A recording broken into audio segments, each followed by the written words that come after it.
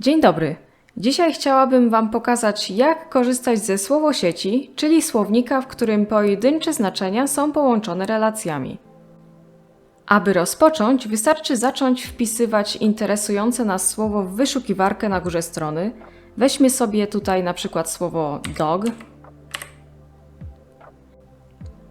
Podczas wpisywania będą się wyświetlały podpowiedzi wraz z oznaczeniem części mowy oraz języka, w którym dane słowo występuje.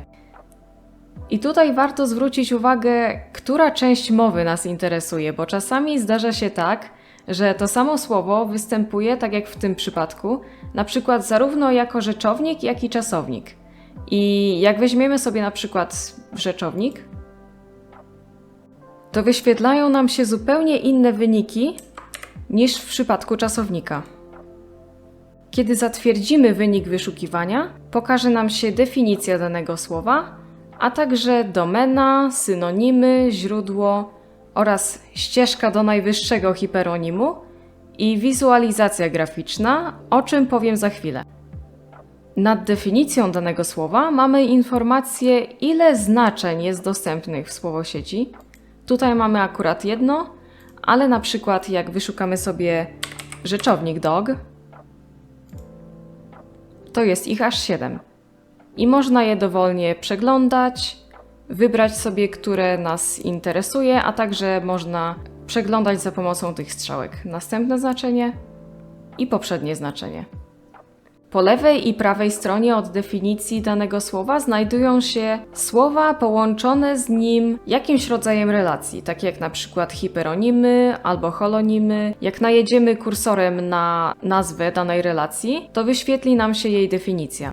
Liczby przy słowach znajdujących się w ramach danej relacji oznaczają, które znaczenie danego słowa jest tutaj brane pod uwagę. Kolejna rzecz, jaką możemy zobaczyć, to wizualizacja graficzna, która otwiera nam się w takim osobnym okienku. Tutaj obok mamy legendę oznaczeń kolorystycznych, a także podgląd całego grafu.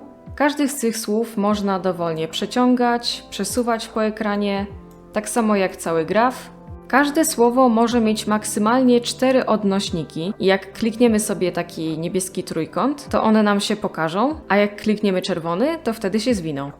Na każdej strzałce prowadzącej z jednego wyrazu do drugiego znajduje się nazwa relacji łączącej te wyrazy, a jak najedziemy kursorem na tę nazwę, to wyświetli się jej definicja. Uzyskany graf można zapisać na komputerze za pomocą tego przycisku. Pobierze nam się wtedy on jako plik PNG. Kolejną możliwością jest zobaczenie ścieżki do najwyższego hiperonimu. Pokazuje ona wyrazy po kolei od najwyższego hiperonimu, czyli najbardziej ogólnego słowa, aż do słowa, które właśnie wyszukaliśmy. Liczby przy tych słowach wskazują, które ich znaczenia brane są pod uwagę.